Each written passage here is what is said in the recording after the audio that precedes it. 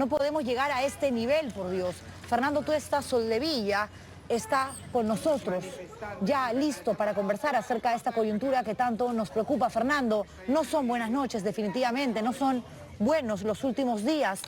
A ver, ¿qué me puede decir con respecto a esto que se ha generado básicamente a raíz de lo anunciado por la hoy presidenta Dina Boluarte, de que efectivamente se van a adelantar las elecciones, pero esto para el 2024? La gente quiere un nuevo Congreso, quiere no necesariamente un nuevo presidente, una nueva presidenta. Los que estamos escuchando por lo menos hablar, muchos piden que Pedro Castillo regrese a Palacio de Gobierno. ¿Cuál es su lectura al respecto, Fernando? Buenas noches. Buenas noches, Juliana. Bueno, en primer lugar, lo último que dices es imposible. Lo que ha ocurrido el día miércoles es un golpe de Estado fallido, pero golpe de Estado al fin. Y el expresidente Pedro Castillo se hizo al margen de la ley, atentando contra el corazón de la Constitución, y está detenido y será procesado como debe ser. Obviamente se le tiene que respetar sus derechos, como cualquiera, pero él ha, de manera flagrante, ha atentado contra el cuerpo normativo básico de la democracia.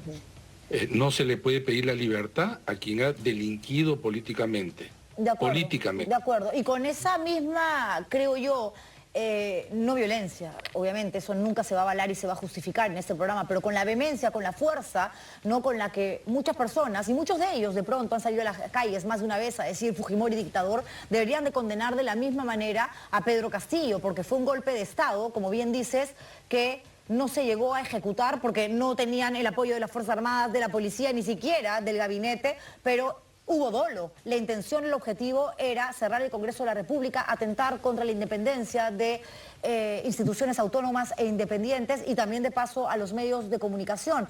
Escuchaba hoy más temprano al premier Pedro Angulo diciendo que las personas que están asusando a la gente en diferentes puntos del país son básicamente pagadas con dinero del Estado. ¿Son irresponsables estas declaraciones? ¿Crees, Fernando, que tienen algún tipo de asidero de realidad? Mira, es probable. Finalmente, la gente que colocó los aliados de Pedro Castillo han poblado parte del aparato del Estado. Para empezar, las prefecturas, subprefecturas, etcétera, que en principio ya se les ha cortado, según ha anunciado el ministro de Defensa. Esos son brazos políticos y operadores de lo que está ocurriendo. Además, acá lo que ha ocurrido es que se han acumulado dos tipos de rechazo, ¿no? Una son demandas sociales, regionales, incluso ambientales, que han sido canalizadas y todos quizá de manera conjunta con una sola frase que es adelanto elecciones. En ese sentido, porque pueden tener legítimo interés que sea así, y que además casi todos compartimos. Coincidimos, el exacto. adelanto de elecciones para que éstas se realicen. Es más, ahora el Ejecutivo, que inicialmente pensaba que su gobierno debería durar hasta el 2026, según declaraciones de la propia presidenta Dina Boluarte, ahora ya ha presentado un proyecto para adelanto de elecciones. Esto debería de poner fin a las manifestaciones porque, digamos, la bandera principal ha sido cumplida. Ahora, lo que se tiene que entender es algo que, aparte de llamar a la tranquilidad, es que un proceso electoral no es la elección, pues, en una universidad. Eso quería que me expliques, Fernando, apelando además, a que ha sido de una federación de trabajadores. A eso quería. Esto requiere tiempo, porque nuestro marco, diseño institucional, normas, leyes que son frondosas, en realidad exigen que entre la convocatoria y la realización de elecciones, más o menos se requiere como un año. Ya. ¿Por qué? Se pregunta la gente, Sí. ¿por qué supuestamente tanto tiempo?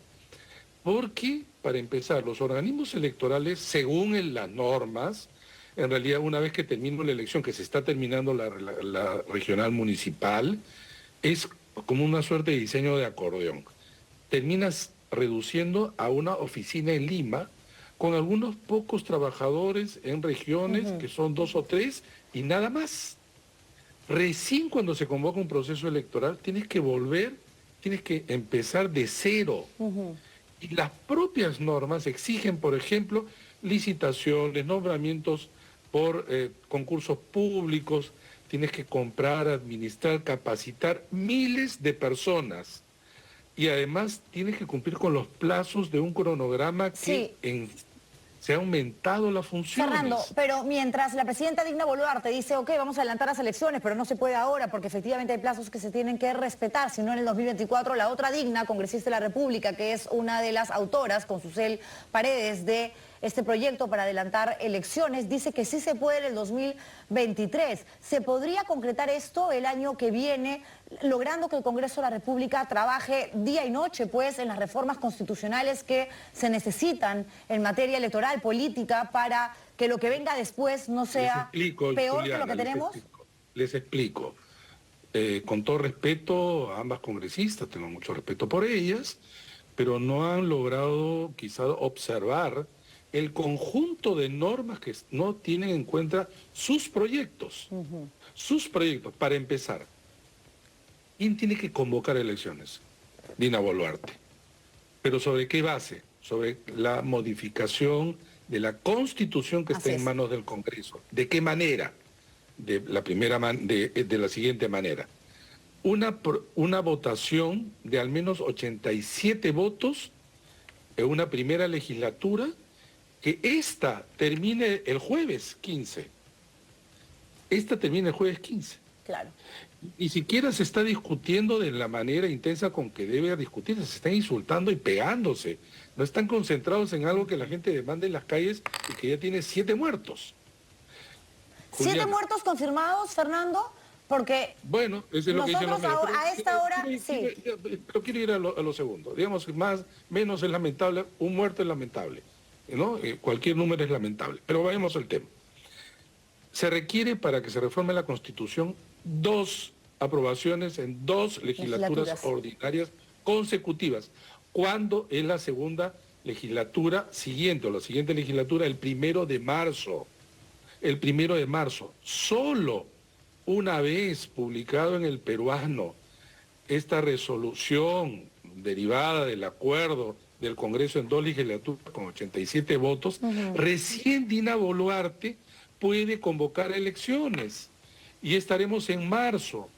Se requiere, sin elecciones primarias, según la ley, mínimo 270 días, que son 9 meses. Fernando, perdón que te interrumpa. Salvo que Dina Boluarte, la hoy presidenta, renuncie y el actual presidente de la mesa directiva, es decir, el presidente del Congreso, José Williams, convoque elecciones de manera inmediata, pero ya ahí estaríamos hablando de un proceso que no traería consigo ningún tipo de modificación, cambio a nivel constitucional. Pero quiero terminar este primer escenario. Claro, pero sí me gustaría que me respondas eso de manera concreta, Fernando, porque muchas de las personas a las que hemos escuchado el día de hoy, ¿no? Pedir nuevas elecciones, el cierre del Congreso. Juliana, hay que explicarles bien porque no se entiende, y a partir de lo que no se entiende se toman decisiones que no corresponden. Entonces, por eso, si renuncia Dina Boluarte, ¿qué pasa? Es que ese es un escenario que todavía no pasa, pero en el primero, si es marzo, mínimo te llega hasta enero del próximo año. Hasta enero del próximo año, en ese escenario. En el escenario que tú dices, renuncia Dina Boluarte. Vamos a poner, asume Williams, o el general Williams, presidente del Congreso.